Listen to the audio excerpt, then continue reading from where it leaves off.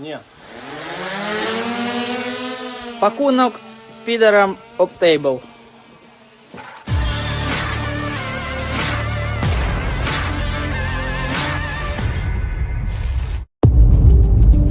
Para tentara Ukraina sempat menunjukkan cara meluncurkan drone yang telah diberi ranjau dan granat. Dalam rekaman tersebut, peluncuran drone dilakukan oleh beberapa prajurit. Ada yang bertugas memegang sebelum melepas drone untuk terbang, lalu ada pula yang mengontrol dengan menggunakan handphone. Peluncur drone tersebut dilengkapi granat fragmentasi untuk menyerang musuh. Sebelumnya, daya ledak Angkatan Bersenjata Ukraina diejek Rusia karena tak begitu kuat bahkan meleset dari target. Mereka menganggap ledakan tersebut tak sebanding dengan bom yang dimiliki Ukraina.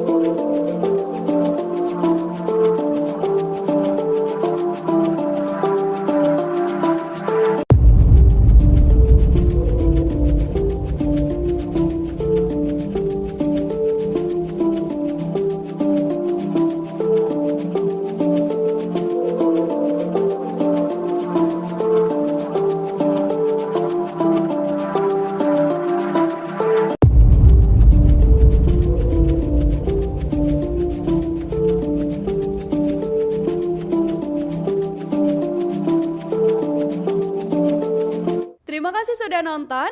Jangan lupa like, subscribe, dan share ya.